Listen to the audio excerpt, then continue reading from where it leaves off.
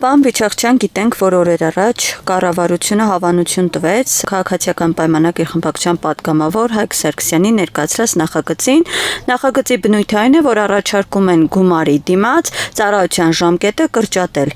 1 ամսվա դեպքում 24 միլիոն դրամ, 4 ամսվա դեպքում 18 միլիոն դրամ եւ այսպես։ Հիմա այս նոր նախագիծը թե հանրության շրջանում, թե փորձագետների շրջանում մեծ դժգոհություն առաջացրել, ասում են, որ սրանով շերտավորում են նախ հասարակության աղքատ հարուստ, բացի այդ բանակն են թույլատրում։ Տեսեք, երկու բնույթի, երկու ուղղությամբ նախագծի պատմությունը, մեկը զինապարտության մասին օրենքով ծառայությունից ազատվելու վճարովի կարգ է սահմանվում եւ մյուսը քաղաքացիական դադարեցման համար սահմանվում է 15 միլիոն դրամ պետական տուրք, այսինքն հարական սեռի քաղաքացիները, եթե զինապարտության տարիքի քաղաքացիները դադարեցնում են քաղաքացիությունը, պետք է վճարեն 16 միլիոն դրամ։ Բոլորիս հայտնի է, որ խնդիր կա, իհարկե բանակ համալրելու խնդիր կա եւ պետության համար առաջին խնդիրը եւ համառությամբ ամրագրված բոլորի պարտքն է Հայաստանի Հանրապետության քաղաքացիների պետական անվտանգության ապահովումը եւ պաշտպանությանը մասնակցելու համադրական պարտականությունն է ամրագրված։ Բայց իմ կարծիքով այստեղ ունենք խնդիր հենց համադրությամբ ամրագրված դրույթների առումով, ինչպես քաղաքացի ստանալը նաեւ դադարեցումը որպես քաղաքացիական փոփոխում անձի համադրական իրավունքն է, գույքային դրությամբ պայմանավորված տարբերակում դնելը դա կհամարվի հակասահմանադրական եւ մյուս առումով գումարի դիմաց հենց 16 տարեկան երեխան, 18 տարեկան երեխան գիտակցի, որ ինքը իր ծնողը գումարը վճարելու նախորդ որ ազատվի ծառայությունից, կարծում եմ այստեղ ոչ արտարացի մոտեցում կլինի եւ իրականում կառաջանա շերտավորում։ Բնականաբար նախագծի նպատակը բուն նպատակը հաստատապես համոզված եմ շերտավորում մտցնել չի, այլ դադարեցման կանխումն է արական սեռի քաղաքացիների եւ մյուս կողմից էլ բանակը պրոֆեսիոնալ կազմով համալրելը։ Սակայն իմ կարծիքով նմանատիպ նախագիծ շրջանառության մեջ դնելու համար նախ պետք է լինի հայեցակարգ, որովհետեւ գլոբալ փոփոխությունների առումով նորմատիվ իրավական ակտերի մասին օրենսդրության կարգավորումների համաձայն պետք է նախ ունենալ հայեցակարգ, ուսումնասիրվի բոլոր առկա խնդիրները, ինչ խնդիրներ կառաջացնի, կարճաժամկետ եւ երկարաժամկետ առումով ինչ խնդիրներ կարող է առաջացնի, համանդրական առումով առկա են խնդիրներ թե ոչ, այս փոփոխությունների առումով զուգահեռ ինչ փոփոխություններ կարելի է առաջացնել, նախատեսել, որ ցնցումներ չառաջանան բուն նպատակին ծառայի օրենքը։ Օրինակ, եթե մենք նայենք կարճաժամկետ առումով կարող է որոշակի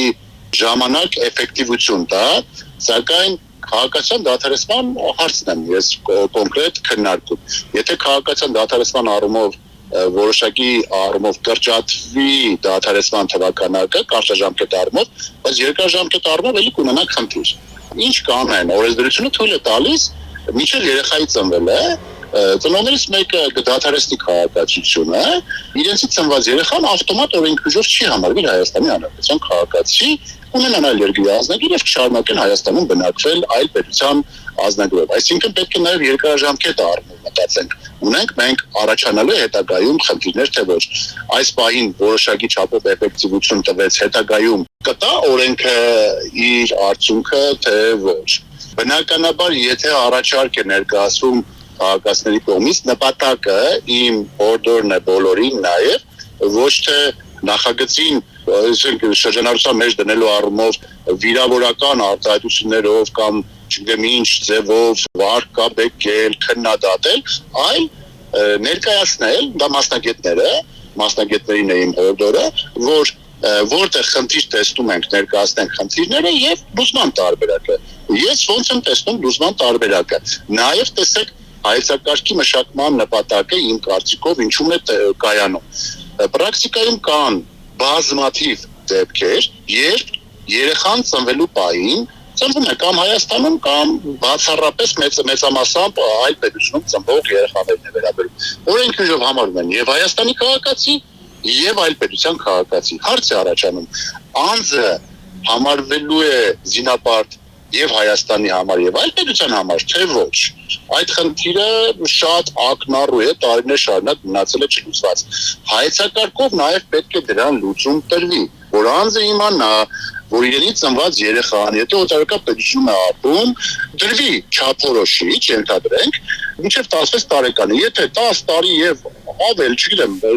շամավի օրենքով չափորոշիչներ բնակվում է այլ պետությունում, Հայաստանի Հանրապետության այդ կենսական կապը բնակվելու առումով բացակայում է, նրան ազատել զինվորական ծառայությունից, հնարավորություն տալ, եթե կցանկանա Հայաստանում ծառայել, դա թող դնի իր իրավունքը, բայց ոչ պարտականությունը։ Նմանատիպ հարցի լուծումների տալով, աթեթային լուծումներ տալով կարելի է հասնել բարելավումների։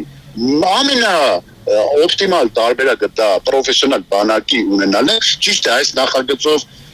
նպատակը գնում է դեպի պրոֆեսիոնալ բանակ, բայց ոչ գույքային տարբերակումներ դնելով։ Միևնույն է, իմ կարծիքով, եթե անձը ցանկացավ խուսափել իր երեխան խուսափի ծառայությունից, 1001 միջոց կգտնի ծառայությունից խուսափելու համար։ Միգուցե սրանով տվել ենք մենք արդյոք գնահատական, արտագաղթը կարող է խթանվի, ծնելության արական սեռի երեխաների ծնելության կանգ տեղի ունենա, ներգաղթի դեմ ավելի բացասական էֆեկտներ ունենանք, այսինքն չնպաստենք ներգաղթին։ Պրոֆեսիոնալ բանակի համար բնականաբար հարց է առաջանում, բա ինչ միջոցներով հասնել դրան։ Այս գումարային միջոցներով, կուտակված միջոցներով չեմ կարծում հասնել պրոֆեսիոնալ բանակի։ Ունենալ հատուկ հարկատեսակ, դա կլինի, չգիտեմ, անվանում ինչ, պրոֆեսիոնալ բանակ կամ բանակ, ոչ թե հազար դրամ վճարել, այլ բոլոր քաղաքացիները, աշխատող քաղաքացիները, այդ թվում Հայաստանում բնակվող, ինչպես նաև Սփյուռքում բնակվող Հայաստանի Հանրապետության քաղաքացիները հարկ վճարեն այդ բանակի ֆոնդին, հարկատեսակ եւ դրանով ձևավորվի պրոֆեսիոնալ բանակ։ Պրոֆեսիոնալ բանակը միակ լուծումն է, բայց ոչ գույքային տարբերակում դնելով դու վճարի այսքան ազատվի, մյուսը թող չվճարի, ծառայի, այսպիսի անհավասար մոտեցում։